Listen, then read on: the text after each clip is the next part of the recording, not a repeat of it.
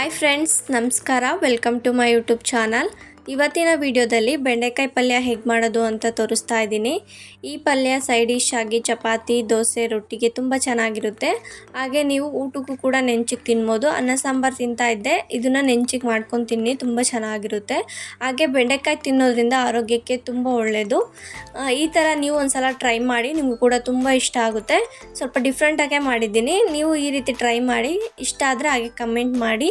ಹಾಗಾದರೆ ಬೆಂಡೆಕಾಯಿ ಪಲ್ಯ ಹೇಗೆ ಮಾಡೋದು ಅಂತ ನೋಡೋಣ ಬನ್ನಿ. ಫಸ್ಟು ನಾವು ಬೆಂಡೆಕಾಯಿನ ಫ್ರೈ ಮಾಡ್ಕೋಬೇಕು. ಅದಕ್ಕೋಸ್ಕರ ಒಂದು ಪ್ಯಾನ್ ಇಟ್ಕೊಂಡಿದ್ದೆ. ಅದಕ್ಕೇ ಫ್ರೈ ಮಾಡೋದಕ್ಕೆ ಎಷ್ಟು ಬೇಕೋ ಅಷ್ಟು ಎಣ್ಣೆ ಹಾಕ್ಕೊಂಡಿದ್ದೀನಿ. ಹಾಗೆ ಇವಾಗ 1/4 kg ಆಗೋಷ್ಟು ಬೆಂಡೆಕಾಯಿನ ಹಾಕ್ಕೊಂಡಿದ್ದೀನಿ. ಫಸ್ಟು ಬೆಂಡೆಕಾಯಿನ ವಾಶ್ ಮಾಡಿಕೊಂಡು ಆಮೇಲೆ ಬಟ್ಟೆ ಮೇಲೆ ಹಾಕ್ಕೊಂಡು ನೀರಿನ ಅಂಶ ಎಲ್ಲ ತೆಗೆದು ಆಮೇಲೆ ಕಟ್ ಮಾಡ್ಕೊಳ್ಳಿ. ಆವಾಗ ಲೋಳೆ ಇರೋದಿಲ್ಲ. ಇವಾಗ ಚೆನ್ನಾಗಿ ಫ್ರೈ ಮಾಡ್ಕೋಬೇಕು. ಸ್ವಲ್ಪ ಲೋಳೆ ಇರುತ್ತೆ, ಅದೆಲ್ಲ ಹೋಗೋವರೆಗೂ ಚೆನ್ನಾಗಿ ಫ್ರೈ ಮಾಡ್ಕೊಳ್ಳಿ. ನೋಡಿ, ನಾನು ಚೆನ್ನಾಗಿ ಫ್ರೈ ಮಾಡ್ಕೊತಾ ಇದ್ದೀನಿ. ಇವಾಗ ಸ್ವಲ್ಪ ಕಲರ್ ಚೇಂಜ್ ಆಗಿದೆ ಮತ್ತು ಚೆನ್ನಾಗಿ ಫ್ರೈ ಆಗಿದೆ. ಇವಾಗ ಒಗ್ಗರಣೆ ಹಾಕ್ಕೊಳ್ಳೋಣ.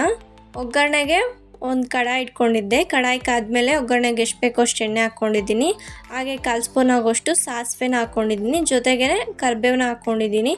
ನಾನಿಲ್ಲಿ ಒಣಗಿರೋ ಕರಿಬೇವನ್ನ ಹಾಕ್ಕೊಂಡಿದ್ದೀನಿ. ನಿಮ್ಮ ಮನೇಲಿ ಹಸಿದಿದ್ರೆ ಹಸಿ ಕರಿಬೇವನ್ನ ಹಾಕ್ಕೊಳ್ಳಿ. ಹಾಗೆ ಇಲ್ಲಿ ಒಂದು ಮೀಡಿಯಮ್ ಸೈಜ್ ಈರುಳ್ಳಿನ ಸಣ್ಣದಾಗಿ ಕಟ್ ಮಾಡಿ ಇಟ್ಕೊಂಡಿದ್ದೆ. ಅದನ್ನು ಹಾಕ್ಕೊಂಡು ಇವಾಗ ಈರುಳ್ಳಿ ಎಲ್ಲ ಚೆನ್ನಾಗಿ ಫ್ರೈ ಆಗೋವರೆಗೂ ಫ್ರೈ ಮಾಡ್ಕೊತಾ ಇದ್ದೀನಿ. ಗೋಲ್ಡನ್ ಕಲರ್ ಬರೋವರೆಗೂ ಫ್ರೈ ಮಾಡ್ಕೊಳ್ಳಿ. ನೋಡಿ, ಇವಾಗ ಚೆನ್ನಾಗಿ ಫ್ರೈ ಆಗಿದೆ. ಈರುಳ್ಳಿ ಎಲ್ಲ ಚೆನ್ನಾಗಿ ಫ್ರೈ ಆದಮೇಲೆ ಟೊಮೊಟೊನ ಹಾಕ್ಕೊತಾ ಇದ್ದೀನಿ. ನಾನಿಲ್ಲಿ ಒಂದು ಸ್ಮಾಲ್ ಸೈಜ್ ಟೊಮೊಟೊನ ಕಟ್ ಮಾಡಿ ಇಟ್ಕೊಂಡಿದ್ದೆ. ಸಣ್ಣದಾಗಿ ಕಟ್ ಮಾಡ್ಕೊಂಡು ಹಾಕ್ಕೊಳ್ಳಿ. ಇವಾಗ ಟೊಮೊಟೊ ಎಲ್ಲ ಚೆನ್ನಾಗಿ ಸಾಫ್ಟ್ ಆಗೋವರೆಗೂ ನೀವು ಫ್ರೈ ಮಾಡ್ಕೋಬೇಕು. ಇವಾಗ ಟೊಮೊಟೊ ಎಲ್ಲ ಚೆನ್ನಾಗಿ ಸಾಫ್ಟಾಗಿ ಫ್ರೈ ಆಗಿದೆ. ಫ್ರೈ ಮಾಡ್ಕೊಂಡಾದ್ಮೇಲೆ ಇವಾಗ 1/4 ಸ್ಪೂನ್ ಆಗೋಷ್ಟು ಅರಿಶಿನ ಪೌಡರ್ನ ಹಾಕ್ಕೊತಾ ಇದ್ದೀನಿ. ಜೊತೆಗೇ ಒಂದು 3/4 ಸ್ಪೂನ್ ಆಗೋಷ್ಟು ಖಾರದ ಪುಡಿನ ಹಾಕ್ಕೊತಾ ಇದ್ದೀನಿ. ನಿಮಗೆ ಖಾರಕ್ಕೆ ಎಷ್ಟು ಬೇಕೋ ಅಷ್ಟು ನೋಡ್ಕೊಂಡು ಹಾಕ್ಕೊಳ್ಳಿ.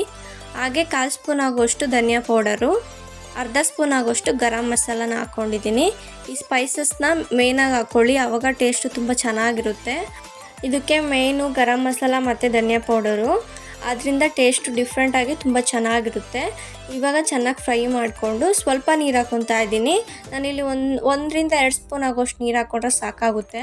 ಯಾಕಂದರೆ ಸ್ವಲ್ಪ ಡ್ರೈ ಆಗಿರುತ್ತಲ್ವ, ಅದು ಫ್ರೈ ಆಗೋದಿಲ್ಲ. ಇವಾಗ ಸ್ವಲ್ಪ ನೀರು ಹಾಕ್ಕೊಂಡು ಫ್ರೈ ಮಾಡ್ಕೊಂಡಿದ್ದೀನಿ. ಹಾಗೆ ಇವಾಗ ಫ್ರೈ ಮಾಡ್ಕೊಂಡಿರೋಂಥ ಬೆಂಡೆಕಾಯಿನೂ ಕೂಡ ಇವಾಗ ಹಾಕ್ಕೊತಾ ಇದ್ದೀನಿ. ಇವಾಗ 2 ಸ್ಪೂನ್ ಆಗೋಷ್ಟು ಕಾಯಿ ತುರಿನ ಹಾಕ್ಕೊತಾ ಇದ್ದೀನಿ. ಜೊತೆಗೇ ಸ್ವಲ್ಪ ಕೊತ್ತಂಬರಿ ಸೊಪ್ಪನ್ನು ಕೂಡ ಹಾಕ್ಕೊತಾ ಇದ್ದೀನಿ. ಹಾಗೆ ರುಚಿಗೆ ತಕ್ಕಷ್ಟು ಉಪ್ಪು ಹಾಕ್ಕೊಂಡು ಮಿಕ್ಸ್ ಮಾಡ್ಕೊತಾ ಇದ್ದೀನಿ. ನಿಮಗೆ ಕಾಯಿ ತುರಿ ಬೇಡ ಅಂದರೆ ಸ್ಕಿಪ್ ಮಾಡ್ಕೋಬೋದು. ಬಟ್ ಬೆಂಡೆಕಾಯಿ ಪಲ್ಯಗೆ ಕಾಯಿ ತುರಿ ಹಾಕೋದ್ರಿಂದ ಟೇಸ್ಟು ತುಂಬ ಚೆನ್ನಾಗಿರುತ್ತೆ. ಆ ಫ್ಲೇವರೇ ಒಂಥರ ಡಿಫ್ರೆಂಟಾಗಿರುತ್ತೆ. ನಾನು ಯಾವಾಗ ಮಾಡಿದ್ರೂ ಕಾಯಿ ತುರಿ ಹಾಕೇ ಮಾಡೋದು. ಇವಾಗ ಚೆನ್ನಾಗಿ ಫ್ರೈ ಮಾಡ್ಕೊತಾ ಇದ್ದೀನಿ. ಒಂದು ಸ್ವಲ್ಪ ಹೊತ್ತು ಫ್ರೈ ಮಾಡ್ಕೊಳ್ಳಿ, ಡ್ರೈ ಆಗೋವರೆಗೂ ಅಷ್ಟೇ. ನೋಡಿ, ಇವಾಗ ಕರೆಕ್ಟಾಗಿ ಫ್ರೈ ಮಾಡ್ಕೊಂಡಿದ್ದೀನಿ. ಫೈನಲ್ ಆಗಿ ಬೆಂಡೆಕಾಯಿ ಪಲ್ಯ ರೆಡಿಯಾಗಿದೆ. ಈ ಬೆಂಡೆಕಾಯಿ ಪಲ್ಯ ಜೊತೆ ಚಪಾತಿ, ರೋಟಿ, ದೋಸೆ ಹಾಗೆ ಅನ್ನ ಸಾಂಬಾರು ಜೊತೆ ಸೈಡ್ ಡಿಶ್ ಆಗಿ ನೆಂಚ್ಕೊಂಡು ಕೂಡ ತಿನ್ಬೋದು. ತುಂಬ ಚೆನ್ನಾಗಿರುತ್ತೆ. ನಿಮ್ಮ ಮನೇಲಿ ಒಂದೇ ರೀತಿ ಮಾಡಿ ಬೋರ್ ಆಗಿದ್ರೆ ಈ ರೀತಿ ಒಂದ್ಸಲ ಟ್ರೈ ಮಾಡಿ, ನಿಮಗೂ ಕೂಡ ತುಂಬ ಇಷ್ಟ ಆಗುತ್ತೆ.